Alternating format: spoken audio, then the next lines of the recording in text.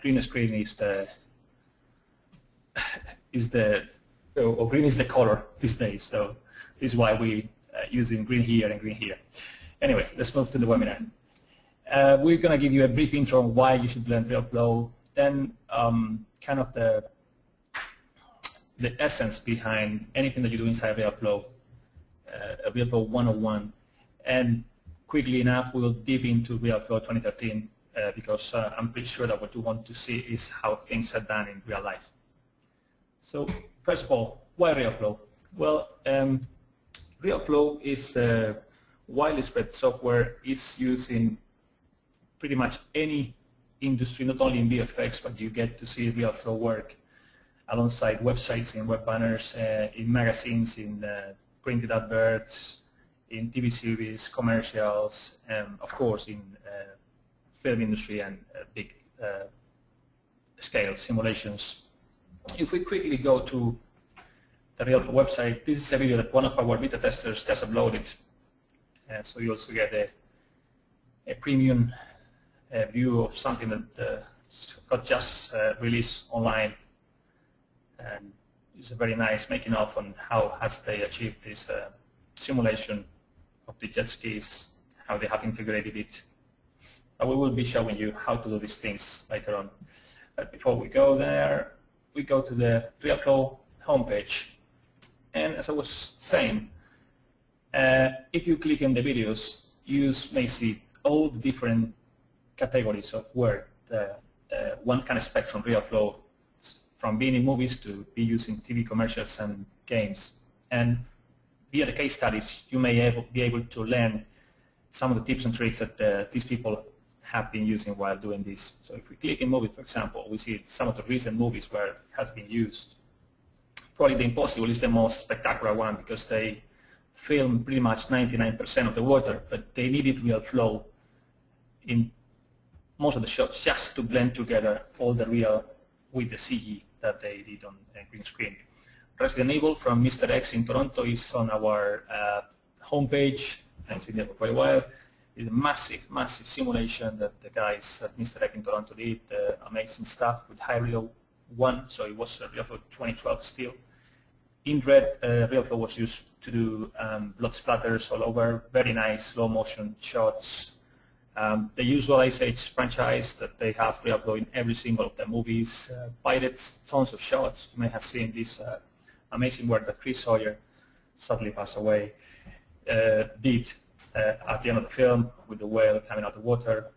And we could go on and on and on. I mean, the credit titles for Girl with Dragon Tattoo, amazing stuff that was well praised all over the world. Same in TV and commercials. We have back shots, we have all sort of fluids like gluey, this amazing RealFlow and Maxwell shot from Lumiere in London that is not only tricky because of the scale of the particles, but the illumination that they had to do on all that particles. The Simba TV series work that the Mill did in London as well, where Andy Guest was showing of his skills in RealFlow. And again, multiple variations of the software being used to do all sorts of stuff. So it's not only that it's widely used, it's a tool that you have to have because it allows you to do a broad range of simulations. Games, again, more and more it's being used not only for the cinematics intros, but also for in-game. Some games like Crysis have their Alien School with in the game with RealFlow. Uncharted was using RealFlow Hybrido 1 meshes.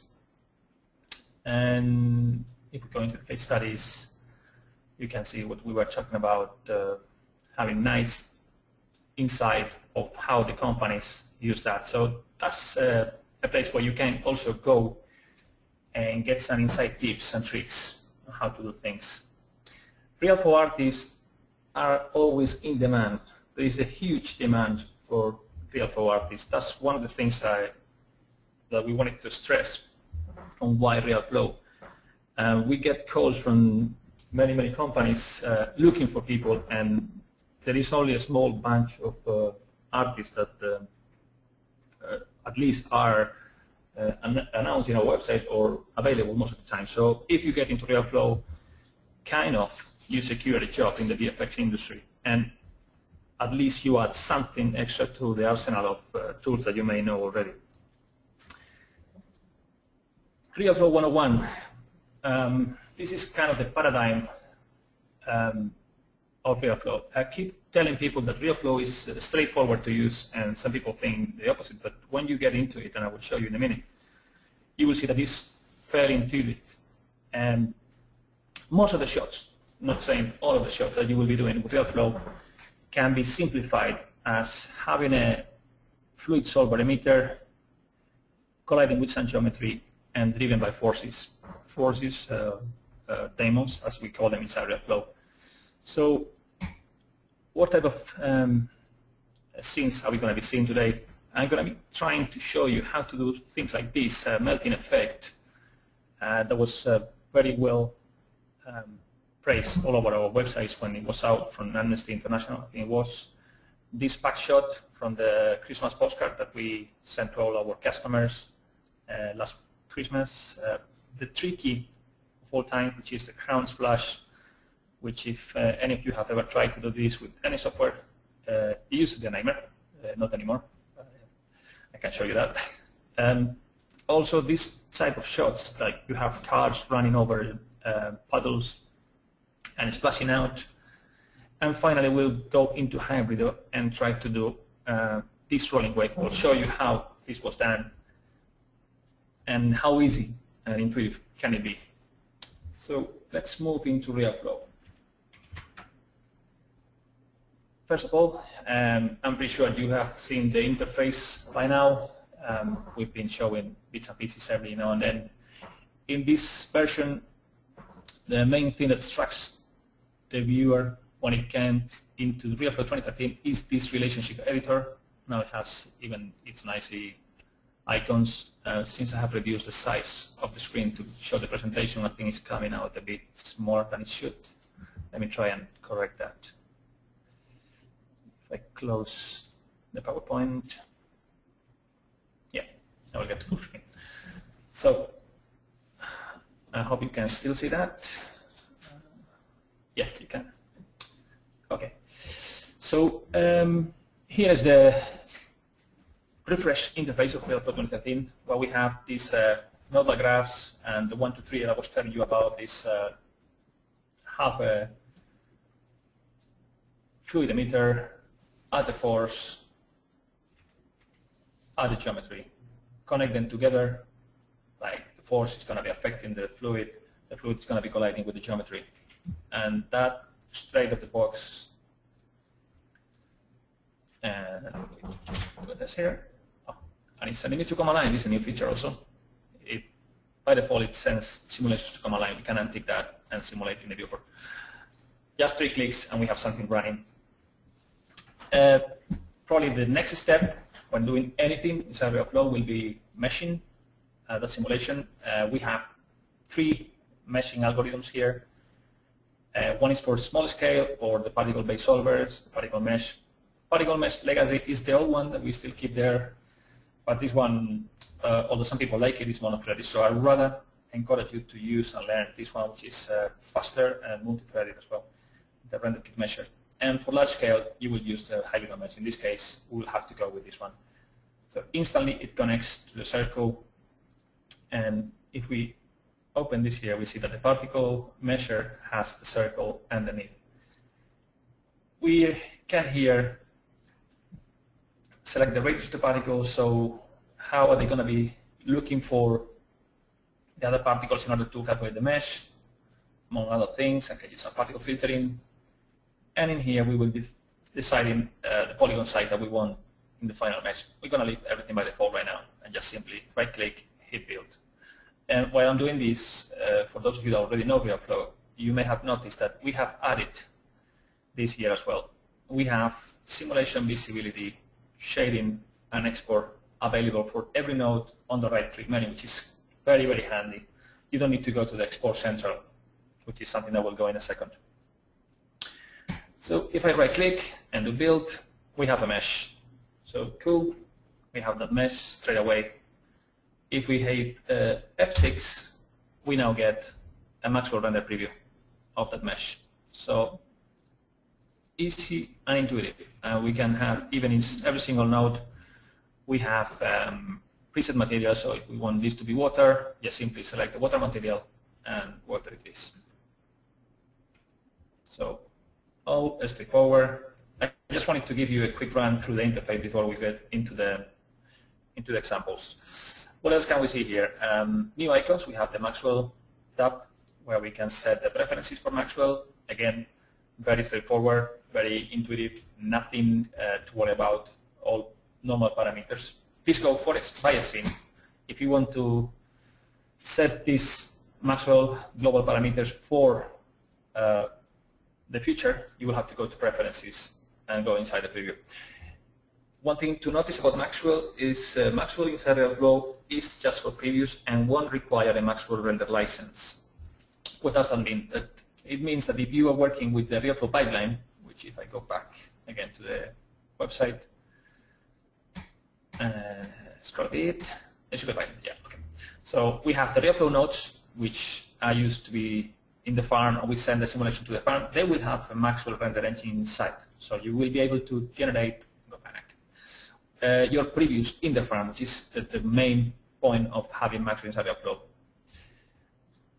So you can come here and say, this is the Maxwell Fire engine, the interactive. This is send Maxwell previews to command line, and there should be another button here somewhere. What is it? Let me check. Can't find it now. Good. Okay, here, not here. So we can send the simulations to the job manager or the Maxwell preview to the job manager. I'm not going to be running the job manager now. It will be way too long in this webinar to explain how to connect the network, etc. So what else is in the interface that you should be aware of, like new stuff? Probably if you come into the options for simulation, we have changed this into 3 tabs. First one is the general one where you set up the frames per second, so the simulation, the number of frames that you're going to be using, and also the stepping for the particle-based solver, the all-time SPH inside RealFlow. So this tab is the one that you will be using when you're working with all these emitters here, and also with the emitters from RealWave, which are SPH based. If you are using the large-scale solver, the hybrido one, the new one, then you will go to the second tab, and you will have 2 different tabs for stepping. One will be for the flip solver, and the other one will be for the high SPH, which is the solver that we have implemented for the secondaries in this version. So they run faster and use or make better use of the memory. And you also have here the OpenCL GPU capabilities, GPU and CPU.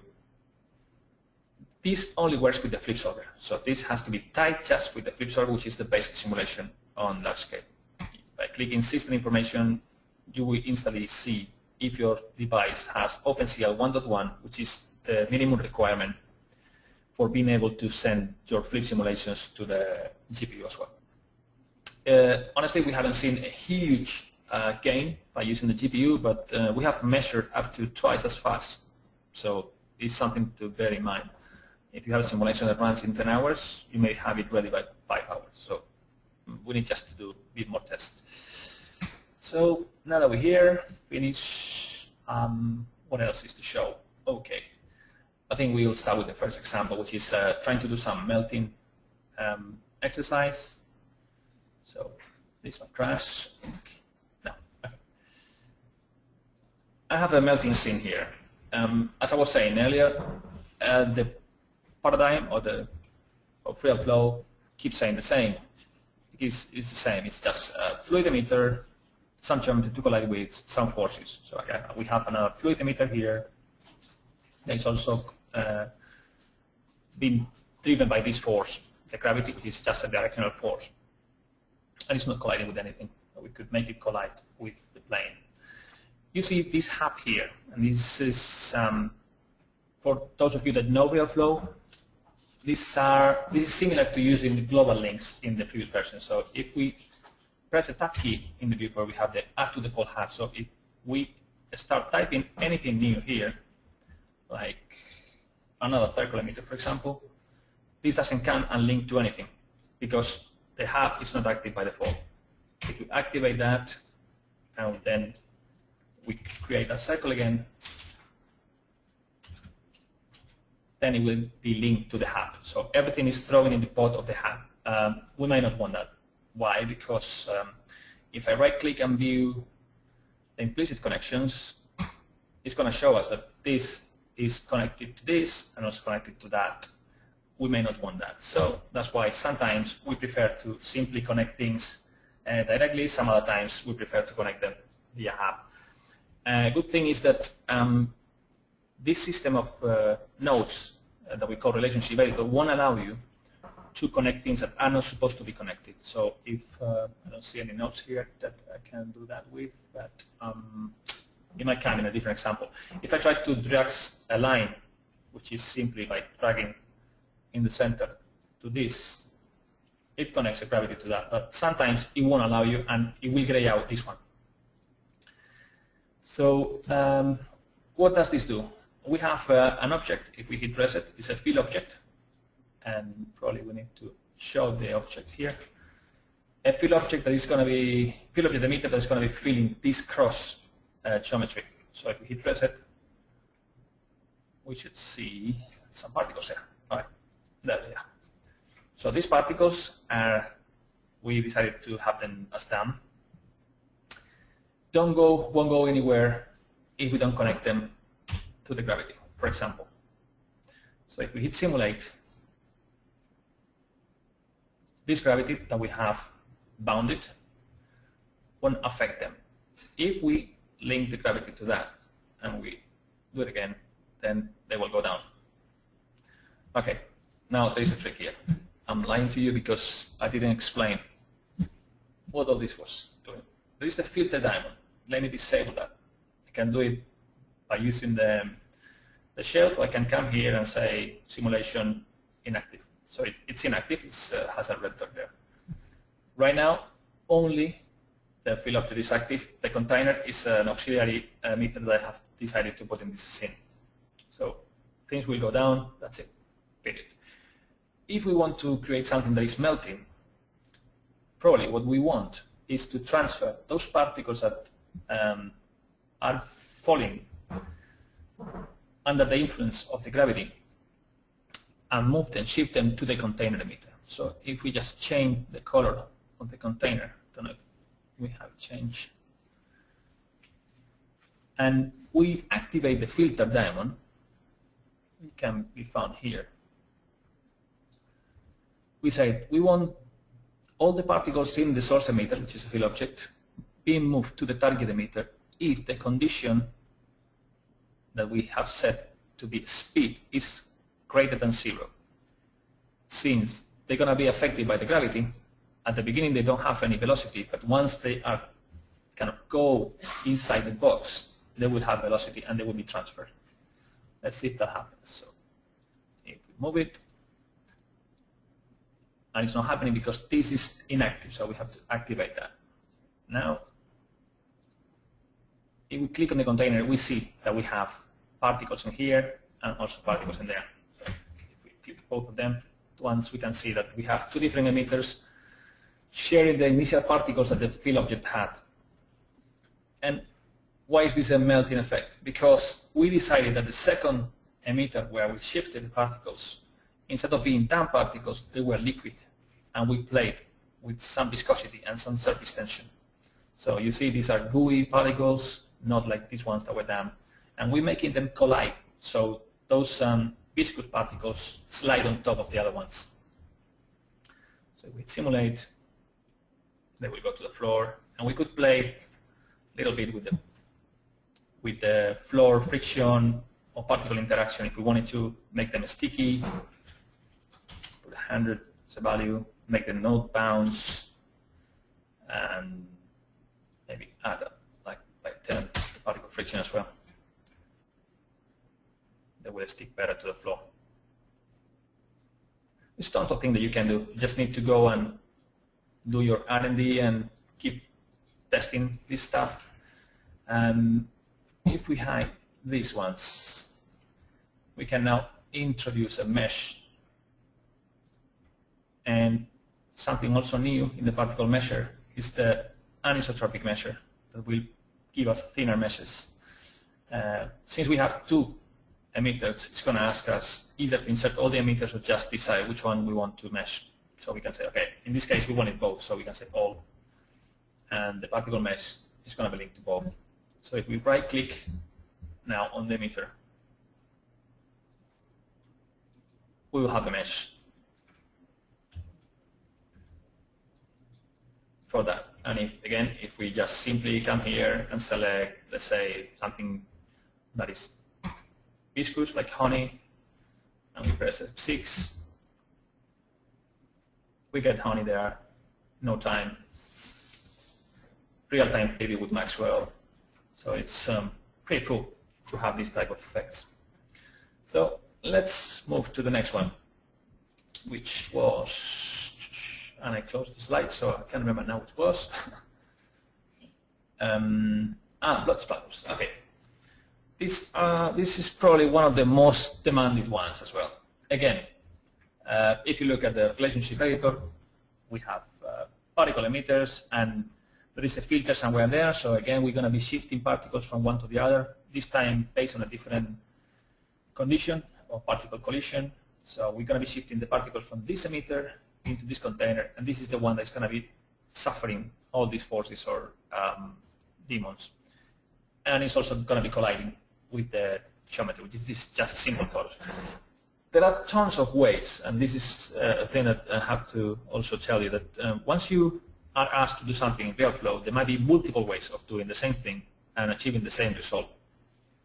Sometimes ones would be faster than others. It just depends on how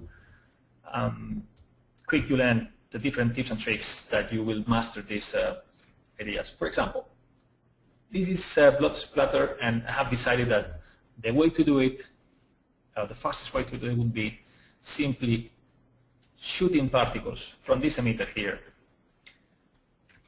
into this object, and on collision, creating the splash. So on collision, we are not going to be seeing ever these particles here. We see them now because I unhide them, but let me just stop the meshing. Doesn't make sense. So the particles shoot the object, and what we want is when they hit the object, and we're going to hide now the original one, the other ones are produced. So it's the particles that are bouncing from the original object are the ones, like if you had a bullet hitting you, you will get this kind of a splash. So that's one way of doing this. Okay, we're not going to get into much detail. I have added some gravity, some wind forces, so I believe the wind is pushing side to side. Let me just unhide this to see. Yeah, the wind was just forcing the particles to move away. Then the drag just to slow down a bit the impulse, the initial impulse that it had, some noise, and also a very important demon that can give you really nice thin sheets of water, and especially avoid the cheese hole effect, as many call them, which is the sheeter demon. In this case, I had it disabled, but in the next example, I will enable it so you see how it works. So this is just a basic way of doing that. So if we don't want to do it this way, how can we do similar thing? Like, okay, this is not what I want. This is not it doesn't have the level of controllability that I want. We could do it like, for example, using this other technique. Again, check the graph, it's exactly the same. You see emitters, you see geometry colliding with emitters, you see forces. I'm going to keep repeating myself, but this is the way it is. It's to put in your heads that it is straightforward to use. Imagine that we had someone with the knife or the sharp object hitting you in the skin. This is not a sharp object. It doesn't matter. I just animated this cube going into there, right? But what is inside? Well, tricky bit. Not tricky, but that's a trick. I have used, again, a fill object that I have filled with particles. So if I reset, you see that there are tons of particles there. I'm going to be shifting those using the filter diamond again, and this time using the condition greater than position and Y. I just need to, by hitting 2, 3, you go to an orthographic view. If you hit the G key, you should agree it, and just figure out a bit how high these particles are. We could also use the tooltip, tools, particle tooltip, and come here. So I can go to this one. And this also tells me the position is 0.618. So I would say anything over 0.7 in Y will be shifted. So I'm not going to be showing these ones. Obviously, the ones I'm going to be showing are the ones that I will shift to the container. So yeah, if I reset and simulate this, and to make this faster, we're going to be running, I think it will be okay. Don't know what frames per second do I have here. Okay, still have 25. I will show you how to treat the frames per second in the next one. What's happening there? You cannot see what's happening underneath. You only see that there are some particles, and let me disable the tooltip. There are some particles there. Let's hide the grid, hide the cube, and perhaps even hide all the gizmos which are in the way.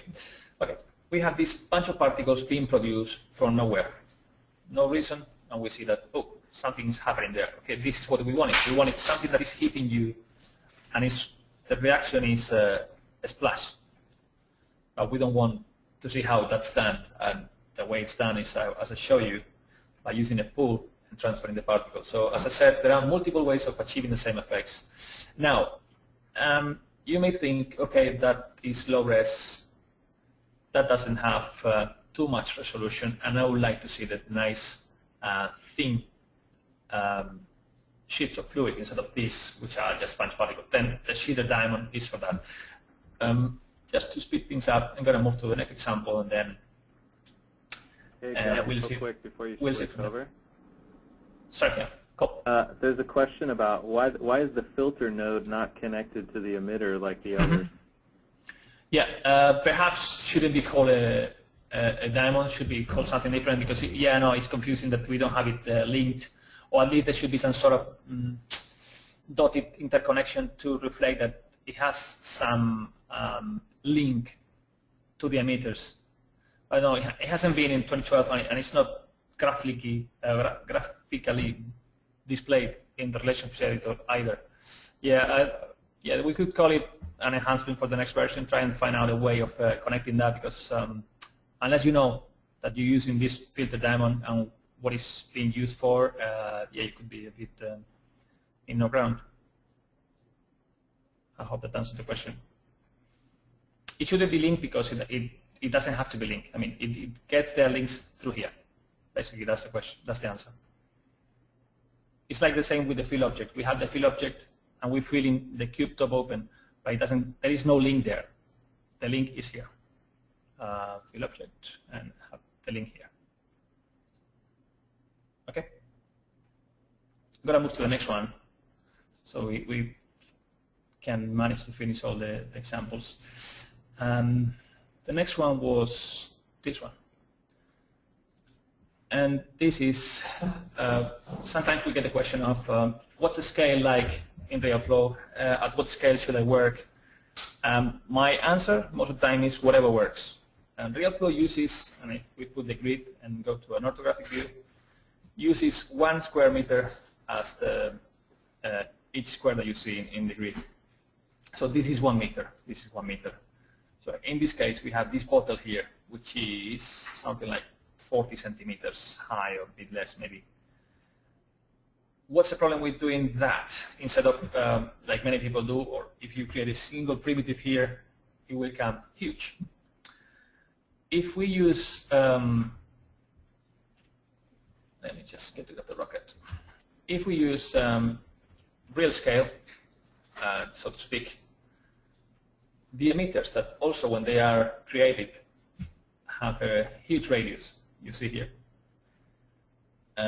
will need a lot of resolution, and resolution slows down quite a bit the simulations. So in this case, working at this small scale just to prove that it works, and you can work at a real scale if you want. We need a lot of resolution in order to see something. Otherwise, if I leave it at the default, which is 1, we may see just 1 particle. If we just crank up that a bit, let's say 100, still few particles not enough to simulate. By the way, something like this, I would recommend using it, cranking up the substeps, the frames per second. So something like 300, because this would be like high-speed photography in any way. So high frames per second, high resolution if we work with low scale or real-time scale. So we get that going over. I believe I'm having it here. Yeah, that's emitting the variable speed. Probably added the curve here. No, yeah. I have had an expression where I like to use quite a lot of expressions to toggle things in and out. This says if the frame is under 25, the value is 1, so the speed will be 1. If the condition doesn't get fulfilled, then it will set to 0. So before the frame 25, the speed is going to be 1. After the frame 25, it goes down to 0. And you won't be emitting any particles, basically. So this is not going to be shown. Let's see if I got the cache probably better. I just ruined my cache. Good. Anyway, you can get the idea. If I probably go to a different example to see how this works in big scale, I can open the postcard that we did for Christmas, which is small. And that was simulated. Nice beta demo effect. Quickly go back. Let's go to mode. This was simulated without having or taking into account the large scale, and also it was using, in one hand, the proxy geo for the bottle and the final geo for rendering the preview in Maxwell. So what do we have here is exactly the same as I had in the other scene, which is just the circle emitter, but this time I haven't scaled anything down, and you see that the resolution is 1. So this will simulate way faster. And I haven't even had to crank out the frames per second, because this will look like, okay, it is a correct simulation. It's for a pack shot. I mean, we don't want to see the whole simulation. And if we need it to slow it down or speed it up, we can always come to the retimer tool, which is here, and use a curve to slow that down, speed it up, do it in reverse or whatever. So we have this nice pack shot that probably got simulated in no time because it's a bigger scale, and we want to mesh for that. Just go back to the particle measure, set it to anisotropic if you think that that's the way to go. Press build. We have a nice mesh. Then what we need to do is, okay, this is not going to be the geometry is going to show in the render, in the preview. So we hide it from Maxwell render. And what we put in the render is this one. And we hide also the particles. So if we simply hit F6, we should have a nice render similar to the one that you got with the postcard. And it will pick up all the texture because the materials for Maxwell, and if we go for materials here, they do have the NXM reference from the file that we made inside I believe it was. If we wanted to change the material for the splash and have something watery, just come here, whiskey, and that will change immediately to whiskey. I just rotated the camera. And I just need to remind you that Maxwell Render 1 asks you for the Maxwell license inside RealFlow. That's just when you're working on the 3D platform. Inside RealFlow, you will be using RealFlow licenses and still be able to do these nice splashes. And I think we're running a bit short of time, so I'm going to skip the I lied to you. I said I was going to show you how to use a shader demo, but I'm going to just quickly give you some tips. If you leave it by default, it's going to create tons of particles. You don't want to do that. What you want to do is you come here and you animate the cavity detection radio and normally the max cavity side between 1 and 1.5, I'd say. Those are values that are okay. But you can animate it. You can put a curve here or expression or even set keyframes there. You can also play with the relative speed. These are a bit more complicated to get right. I normally just use those two, and it gets working pretty nicely. So moving on to how did we do something like, I had it parting waters because I was working on something different. I suddenly decided to create a current splash with hybrido, not with SPH. Why? If you, this is a tricky one. If you do current splash in Google, you get tons and tons of references there, right? If you scroll down, you will even get something that I personally did with RealFlow 3 many years ago, and it was a pain to do that with. It was for a magazine, so they had to be restricted to the demo version. I don't know what it is now, but it should be somewhere there. Anyway, that was a slow process to do the simulation and also to do the rendering. The beauty now is that inside RealFlow, we can simply, because the setup is identical to the one that I was using when I used SPH. I had, let me show you the geometry so it kind of clears everything out. What you want when you try to create a crown splash is to have a thin layer of water, and I'm using this emitter here to create that. And that gets hit by something at very, very high speed, like this drop that will come down. So what I'm going to do is I fill this with water, so I create an emitter, and this emitter is a sphere. And I create another emitter, which is the bottom base. So this emitter has this cube. And then after that, I just apply a normal gravity and a bounded gravity to make that drop fall faster. Remember, the gravity are nothing but directional forces. They are not, I mean, we don't have to stick to 9.8. You can crank it up. You can do pretty much anything you want with them. So what I get is something like this.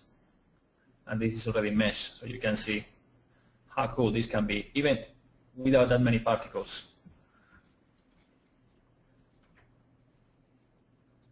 So you can have something like that, and if I hide, oops, I hidden the wrong one.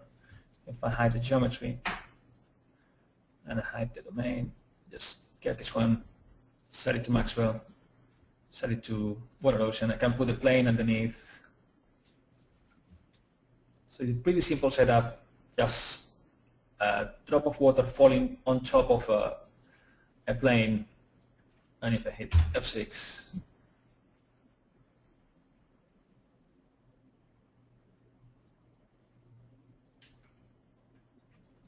you get a nice crown splash. Probably not the best material to use on this one. We'd rather use water pure. You see how fast Maxwell is inside RealFlow as well. So there you go. You will have a crown splash that you can perfectly use for a product pack and any way you want. So, and also, yes, let me quickly show you images. I have some references I wanted to show you, and where are they? 1 minute. Images, videos, yeah. Not exactly that, but if I stop here, you can see that there are ripples around the mesh. So you are able even to get these ripples with the new meshing algorithms inside RealFlow 2013.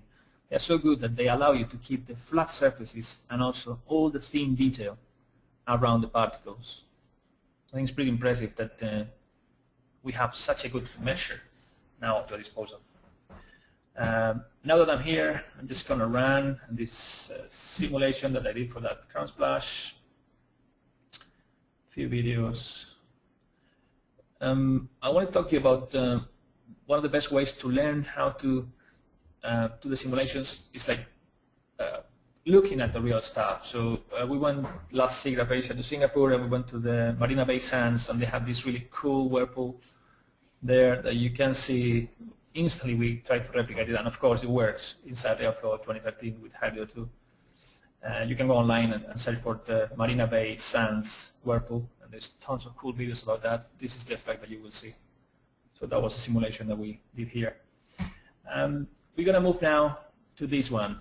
Unfortunately, I lost this scene, but I'm going to try and show you how to do the same thing in two different ways. One is by using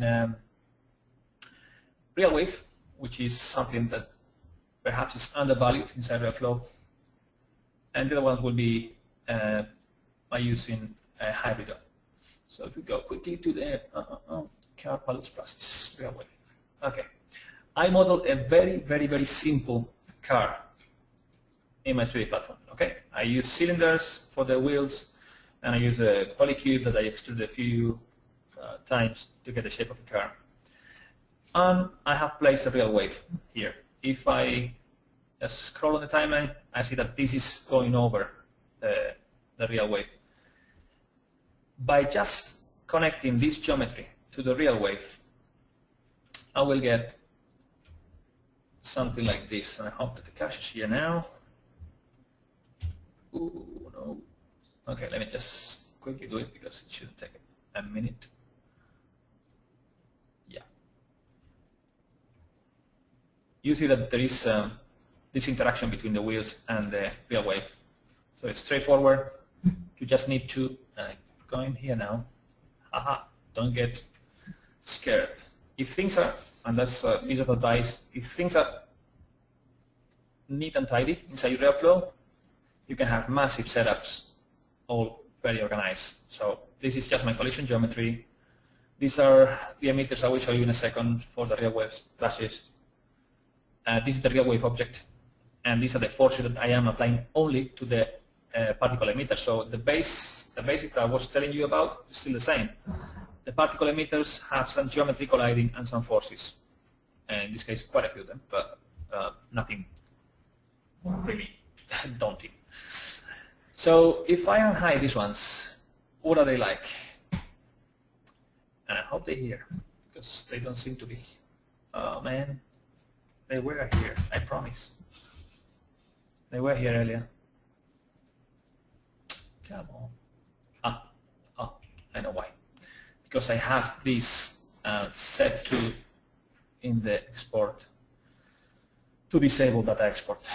So we just click on the top node of the group and do enable data export, or we can come here and do it from here. Export, enable data export now. So now the cache should appear. And it doesn't. That's cool. Right, because they are disabled. Let's simulation. Let's put them to cache. Seems like my RealFlow has died now. Come on, man. Get back to me. 1 second. I'm going to close it and open it again. This is, again, a beta and has a few hiccups. Better to close it than to let it crash. And we only have a few minutes left, so run. Hey, got here. it. Yes. You can keep going past the 2 minutes. It's fine. Okay. Fine. You don't have to rush through it. All right. Then let me just go back to this. Let's see. I don't know. I might not have the caches now. I thought I had them. I think I might have lost them. I was doing some cleaning, last minute mistake. See if we can run this quickly. They are damp. I can put them to damp particles so they run faster. And just set this to 1 in resolution for all of them. And that should do it. RealWave. Okay, let's see if this doesn't take too long to simulate. At least you will be able to see some of the splashes, and you're already seeing them here. Like as soon as the wheels interact with the RealWave, because we have added these RealWave objects and each of them is linked to an object, it's going to be creating the particles there. I can stop it now. And if I, again, hit F6 with Maxwell, we'll see that those particles will also be rendered. In this case, they were green and bulky. We can tweak in the particles, where are they? Maxwell. And tweak the radius, we can add multiple features, so we can multiply the number of points that are created. And of course, we can apply any of those. That. Maybe make them a bit.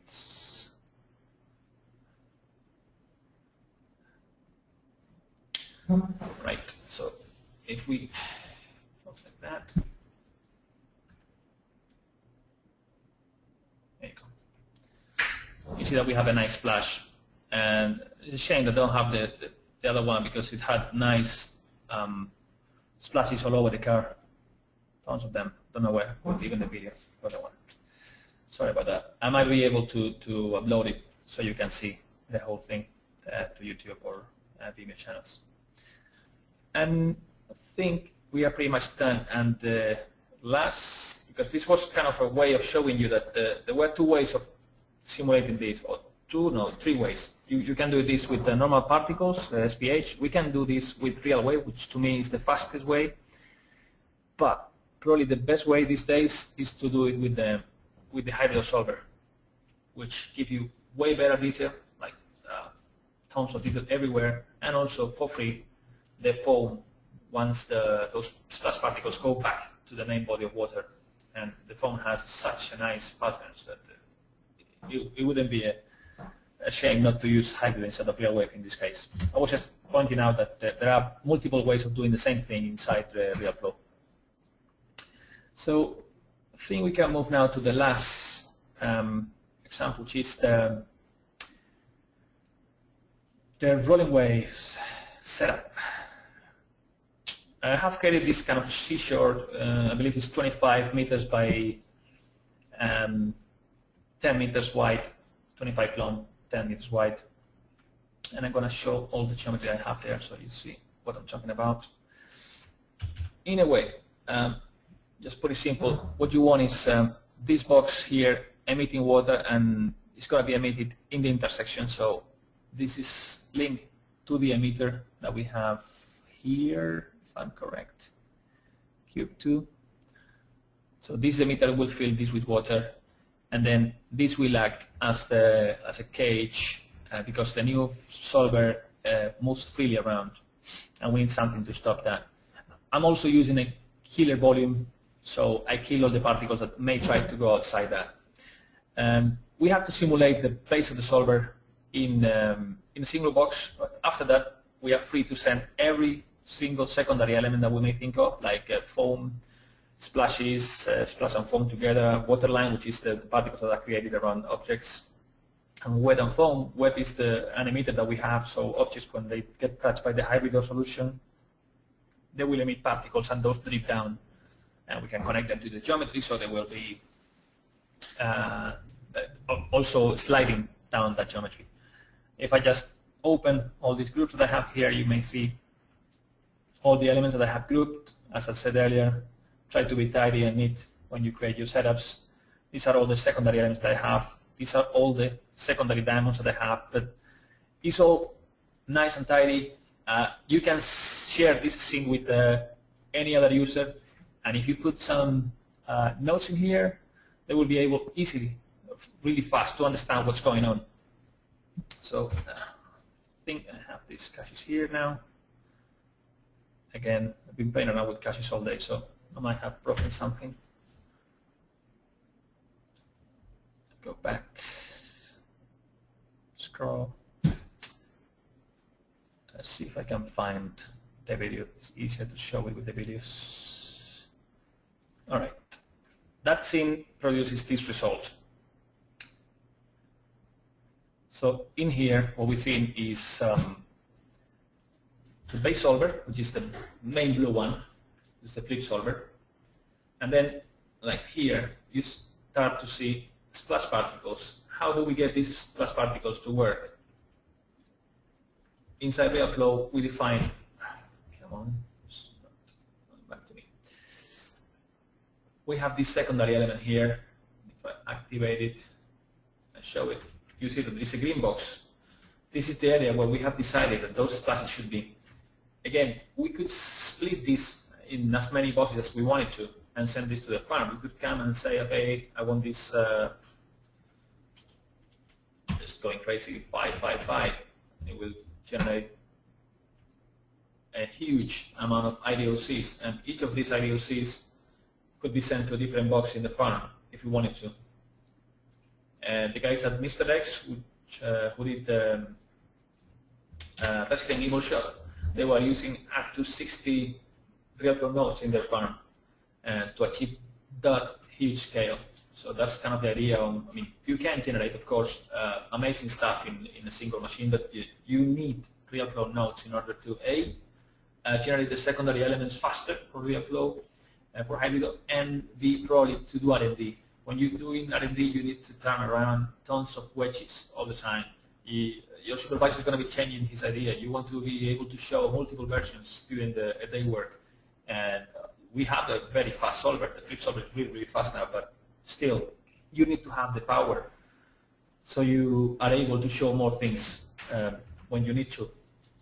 So it's going to drive a bit more over this scene so you get to see that it's really, really simple. Perhaps I could even start from scratch with a single domain, but this is single, again, fluid emitter, forces, and geometry to collide with.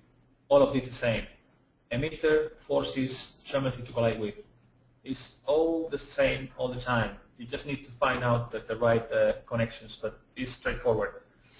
If I go to a specific frame, maybe I'm able to show you the different passes that we have there. So right now we have only the splash loaded. So the splashes are born inside this box, but they can travel away. And in this case, I'm using, open this a bit more, damp particles. And how do we know which type of particles to use? How do we know? Okay, let's show you sun stills. This is a shot I took while on holidays with my mobile phone. So this is something that you also could do easily and get references. To me, in here there are multiple elements. I could split this in different IDOCs and send different splashes to the farm. This is cows, pure cows, so you won't notice that they are not interacting among them. The problem is sometimes you are able to see, and your eye will catch things like this, all the fine detail that we have in here. Of course, this is still, and you're able to see even the air bubbles, and this will be really, really tricky to get right. But if you zoom in, you see that there's more and more detail. If you zoom out, you can get away, like in the distance with the volumetric or something like that. This is another example of how things can get away, or you can get away with things when simulating. In here we could have multiple elements. We could have the sheet of water here that is produced by the car. Then we could have damp particles to generate all this mist. So don't think of a shot of RealFlow as a single pass. Think of it as a collection of layers of simulation that you will be putting together to make the thing work and make the eye full. Like this one, this is motion blur at its best. I mean, it's pointed at the camera. You could get away perfectly with damp particles, and those will simulate really, really fast. It's ballistic particles, damp, however you want to call them. They don't have fluid properties, so that calculation is extremely fast. Again, here you see that there are some particles in the air. This is all bubbly, and this kind of comes to the shot that we showed earlier with the jet skis. This is the perfect example of how hybrido can now do these things. You can have a domain only that works up to here and have this rolling wave coming from here to there. From hybrido, we are able to generate the displacement map in here. And this displacement is the same one that we could have with, I'm going to open RealFlow 2012 just for a second, in previous versions with the real wave statistical spectrum waves. So those textures are dialable. So from the infinite, and it's going to create a quick wave, right click, add a wave, statistical spectrum. This is similar to Houdini Ocean Toolkit as well. So you get that, which is a statistical spectrum wave. Depending on the size of your wave and the resolution, you will get better results in the viewport, but the texture gets defined somewhere else, especially in the case of hybrido. you come here and you say, I want my texture to be 8K if I want to be big. I mean, film quality will need that probably, or maybe 2K, 4K, I don't know. Depends on the shot as well. But that will be outputting, and now we just noticed that we haven't gone to the export center today. That will get outputted to displacement texture. And in here, we can see all the new format that we have inside Hybrido and RealFlow 2013. We can send particles to be cached as Alembic files. Alembic integration inside RealFlow is not only for geometry, but also for particles. We can send also through Krakatoa format. I believe that shot with the jet skis was using this format. The Hybrido GDCs in all versions has been split in two. One for the particles, GPCs, one for the fields, GFC. But that also, that's the default, and is faster than an alternative that we have, which is using field 3D and the particle caches as Alembic. Either Alembic or GPCs will allow you to decide which channels you want to output. Again, you also have Krakatoa, etc. And before I forget, one of the key features in this huge version for us is a simulation flow. And we haven't seen anything today, but I can simply come here and show you that we have a nice bunch of nodes already created. I think it's over 400 nodes now, and you will be able to create pretty much anything you think of, even compositing images and using the statistical spectrum images to deform geometry, to drive the initial state of the simulation of Hybrido. We are going to be updating the RealFlow. Someone was asking not long ago in the forums. This resources site is going to be revamped shortly, and it will include the RealFlow scene with the simulation graph and batch graphs. We will provide the scenes for people to download, and the community will instantly start moving this thing around and sharing the stuff. So it's going to be really, really cool. And what else can I tell you about this scene? All the scenes I've shown you today are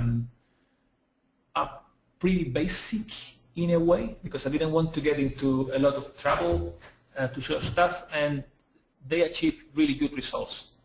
This tells me that RealFlow is very straightforward. You don't need to get too complicated with your setups. Of course, you can if you want, and you can go as far as you want. You can even build your own C++ plugins and hook them up here in the simulation flow. So if you wanted, for example, export to a different file format, you could come here and add a plugin that reads the data from RealFlow and export that to whatever format you want. So the power is there. You just need to figure out how to use it. I think I'm done. Let me check. In the scenes, I don't know if we are going to be running over time now. You tell me. Right. Maybe I can show you this tunnel scene as well. I was doing the other day. Again, pretty straightforward. A domain with an emitter and a geometry that I modeled in Maya, and I deform it with the deformer. I'm only using gravity with the noise field and a kill volume to kill the particles that go outside. And maybe the cache is there. Second one, yeah. And you see that the water is rushing down. I can come here now, and I'm going to show you a couple of things now before I go.